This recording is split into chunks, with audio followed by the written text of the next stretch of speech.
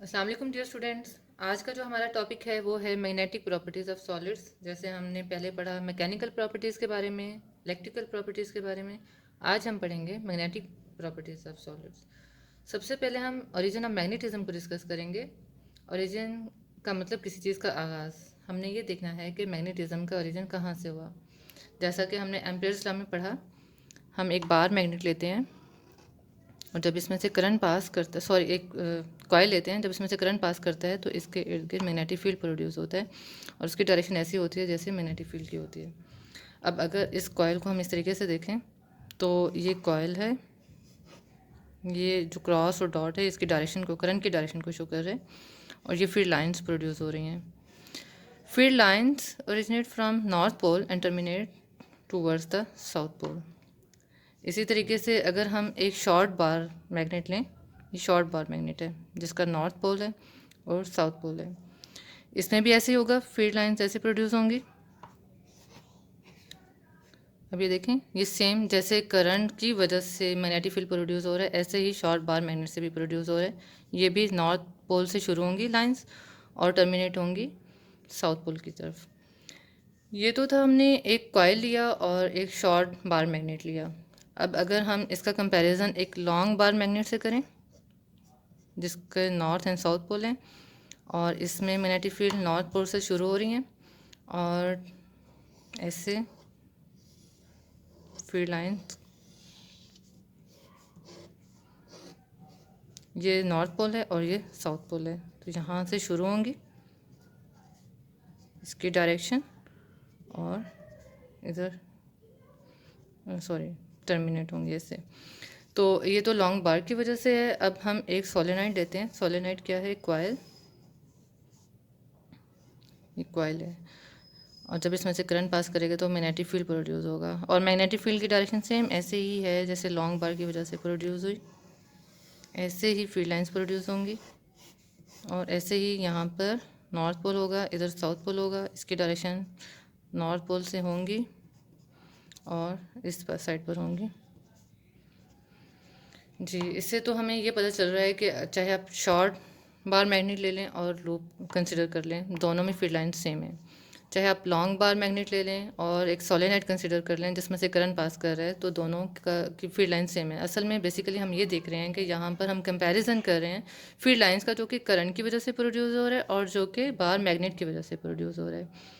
अब अगर हम एम्पेयर्स लॉ को डिस्कस करें, जो हमने ये पढ़ा था कि एक बार मैग्नेट है और उसके इर्द गिर्द मैग्नेटिक फील्ड प्रोड्यूस हो रहा है, लेकिन वो इस चीज़ को एक्सप्लेन नहीं कर सका था कि कैसे, क्योंकि उस वक्त एटम के बारे में, उसके स्ट्रक्चर के बारे में अभी नहीं पता चला था।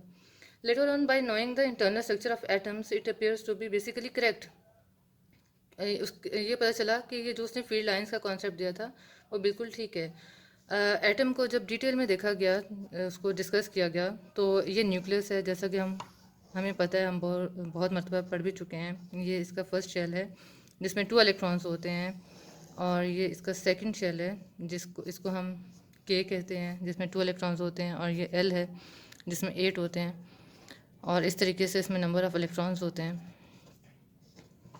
अब ये जो इलेक्ट्रॉन्स हैं, इसमें इसकी 2 टाइप्स की मोशन होती है। हमने यहाँ पे इलेक्ट्रॉन्स को डिस्कस करना है जो कि मैग्नेटिक फील्ड में मेन रोल प्ले करते हैं। इलेक्ट्रॉन्स की मोशन 2 टाइप्स की होती है। First one is spin motion. कौन सी है? Spin motion. और second is orbital motion. Spin motion क्या है और ऑर्बिटल मोशन क्या है, ये भी आप अच्छी तरीके से आप पढ़ चुके हैं। स्पिन मोशन होती है अपने ही एक्सिस के गिर्द मोशन। ये एक इलेक्ट्रॉन है, ये अपने ही एक्सिस के गिर्द जब मूव करेगा तो इसको स्पिन मोशन कहेंगे। ऑर्बिटल मोशन कौन सी होती है? न्यूक्लियस के लिहाज से या रेफरेंस से जो कोई इलेक्ट्रॉन इस ऑर्बिट में मूव कर रहा होता है उसको ऑर्बिटल मोशन कहते हैं, यानी जो इस तरीके से ऐसे मूव करेगा वो ऑर्बिटल मोशन होगी। अगर हम इसको ऐसे रिप्रेजेंट करें तो ये स्पिन मोशन को शो कर रहे हैं और ये ऑर्बिटल मोशन को रिप्रेजेंट कर रहे हैं। अब मैंने यहाँ पर स्पिन मोशन की मैग्नीट्यूड थोड़ी सी ज़्यादा बनाई है जबकि ऑर्बिटल की कम, क्योंकि जो मैग्नेटिज्म में मेन रोल प्ले करती है वो स्पिन मोशन करती है और स्पिन मोशन और ऑर्बिटल मोशन की वजह से हम मैग्नेटिक मटेरियल को 3 उसमें आप कह लेंगे 3 कैटेगरीज इसकी हैं उस मटेरियल्स की मैग्नेटिज्म के लिहाज से, उसमें डिवाइड करते हैं। First one is diamagnetic materials, diamagnetic materials. ये डायमैग्नेटिक मटेरियल्स कौन से होते हैं? जी बच्चों, डायमैग्नेटिक मटेरियल्स वो होते हैं जिसमें स्पिन मोशन और orbital motion, spin angular momentum and orbital angular momentum एक दूसरे के इफेक्ट को कैंसिल करें due to opposite in direction, तो ऐसे मटेरियल्स डायमैग्नेटिक मटेरियल्स होते हैं। और इसके एग्जांपल सिर्फ मैं सिंबल यूज़ करूँगी, बिस्मथ, एंटीमनी, कॉपर भी है, गोल्ड, गोल्ड का सिंबल AU है, मरकरी, इसके अलावा वाटर भी आ जाता है इसमें, और अल्कोहल भी है, इसके अलावा एयर और हाइड्रोजन, और भी बहुत से एग्जांपल हैं, लेकिन हमने चंद एग्जांपल यहाँ पे लिख दी। नेक्स्ट कौन सा आता है? नेक्स्ट है पैरामैग्नेटिक मटेरियल्स। जी, पैरामैग्नेटिक मटेरियल्स, ये कौन से मटेरियल्स होते हैं? इसको पहले हम इस तरह रिप्रेजेंट करते हैं। ये स्पिन एंगुलर मोमेंटम को शो कर रहा है और ये ऑर्बिटल एंगुलर मोमेंटम को शो कर रहा है। अब ये क्या करते हैं? ये एक दूसरे को लाइटली सपोर्ट तो करते हैं, लेकिन इनकी मैग्नेटिक मटेरियल, ये मैग्नेटिक मटेरियल्स भी होते हैं और अट्रैक्ट भी करते हैं, लेकिन इतना स्ट्रांगली अट्रैक्ट नहीं करते जितना एक आयरन करता है, तो ये इतने स्ट्रांग नहीं होते हैं।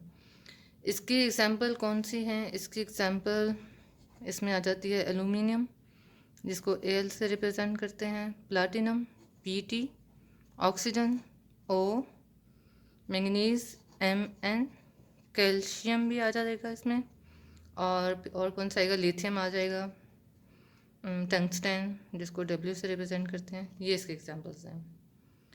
अब जो थर्ड है सबसे इम्पॉर्टेंट, वो है फेरोमैग्नेटिक मटेरियल्स। फेरोमैग्नेटिक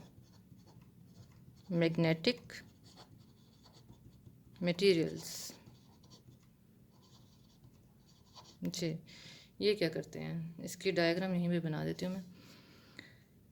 ये एक दूसरे के इफेक्ट को इन्हेंस करते हैं। ये दोनों सेम डायरेक्शन में होते हैं। Spin angular momentum and orbital angular momentum, ये दोनों सेम डायरेक्शन में होते हैं, तो एक दूसरे के इफेक्ट को इन्हेंस करेंगे, बढ़ाएंगे, स्ट्रॉन्ग होंगे।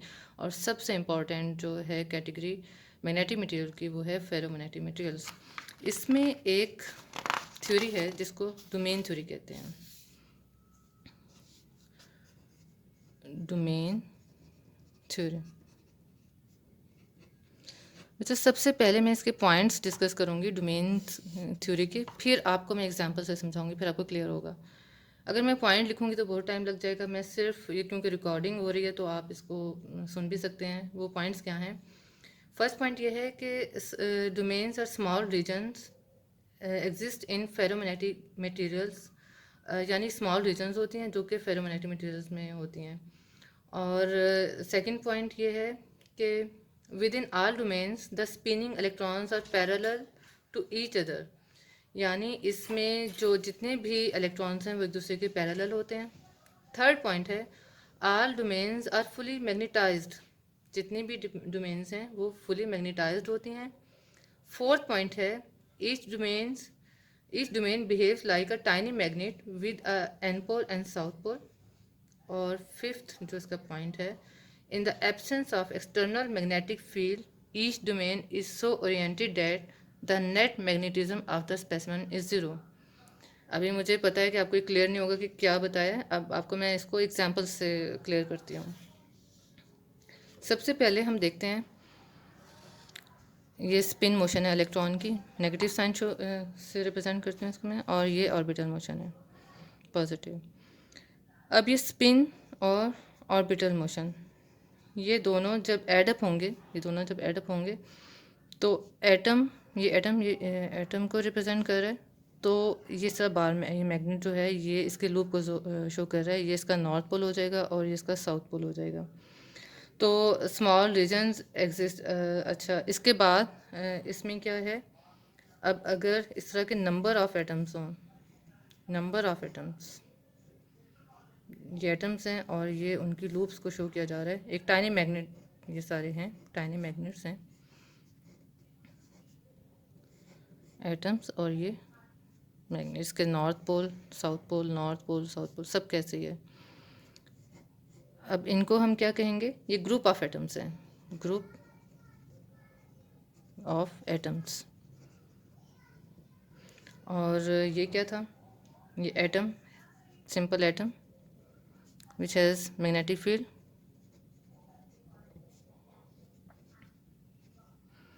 और ये स्पिन और ऑर्बिट जिनको एडअप कर दिया गया। अब ये सब जो ग्रुप ऑफ एटम्स हैं सब मिलके एक लॉन्ग बार मैग्नेट यानी नॉर्थ पोल और एक मैग्नेट बना देंगे जिसका नॉर्थ पोल और साउथ सब एडअप हो गए हैं और इस तरह इस फॉर्म में बन गए हैं। अब हम क्या करते हैं, अब हम ऐसा करते हैं कि हम एक पीस लेते हैं किसका, आयरन का। अब उसको हम इस तरीके से ड्रॉ कर देते हैं ऐसे। ये क्या ड्रॉ किया है जी, ये ही फर्स्ट पॉइंट को बताएगा जो मैंने आपको पॉइंट्स बताए हैं। Domains are small regions exist in ferromagnetic materials, ये डोमेन्स हैं। ये एक फेरोमैग्नेटिक मटेरियल है जो कि आयरन का पीस है, आयरन पीस, और ये जो रीजन्स हैं ये उसकी डोमेन्स हैं। ये फर्स्ट पॉइंट था।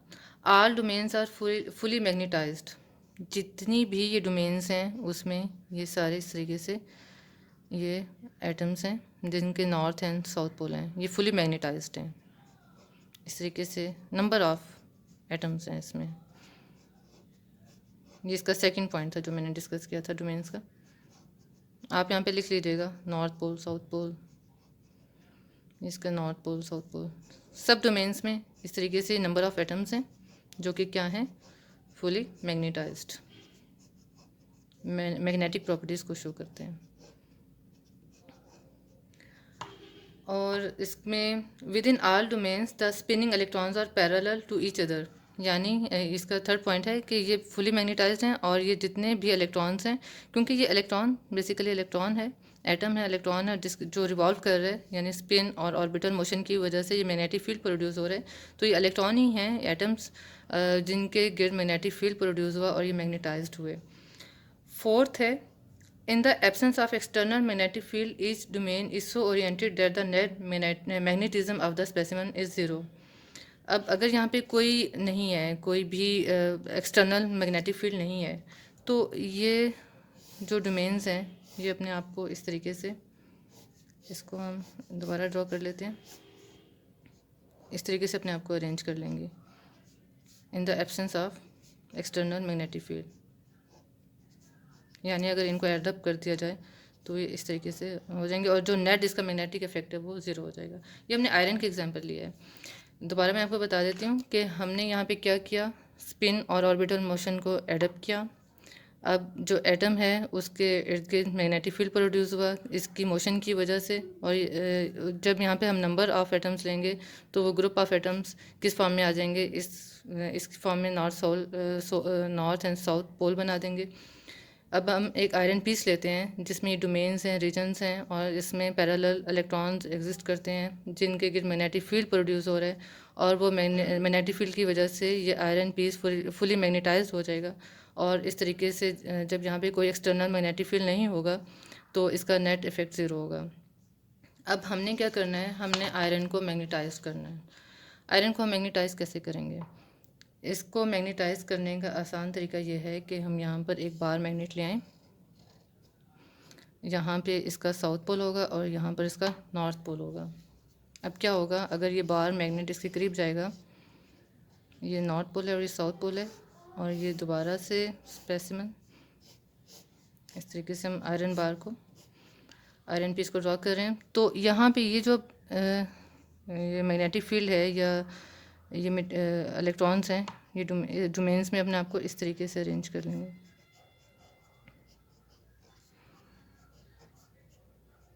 क्या किया, नॉर्थ पोल ने साउथ पोल को अपनी तरफ अट्रैक्ट कर लिया, ये सारे साउथ पोल इस साइड पे चले जाएंगे, साउथ पोल इस साइड पर आ गए तो नॉर्थ पोल इधर। अब क्या हुआ है कि एक साइड पर साउथ पोल हो जाएगा, दूसरी साइड पर नॉर्थ पोल हो जाएगा। तो अगर यहाँ पे साउथ पोल है और इधर नॉर्थ पोल है तो ये जो आयरन पीस है ये मैग्नेटाइज्ड हो जाएगा। इस तरीके से हम आयरन को मैग्नेटाइज कर सकते हैं, यानी एक एक्सटर्नल आप मैग्नेटिक फील्ड दें, एक्सटर्नल मैग्नेटिक फील्ड की वजह से जो उसके अंदर डोमेन्स हैं वो अपने आप को इस तरीके से अरेंज कर लेते हैं कि उसके 2 पोल्स बन जाते हैं। जब 2 पोल्स बन जाते हैं तो उस हम कहते हैं कि आयरन मैग्नेटाइज हो गया। ये तो था हमारा सारा डोमेन्स और उसकी कैटेगरीज। अब क्या मैग्नेटिज्म लॉस भी हो जाती है? जी, लॉस ऑफ मैग्नेटिज्म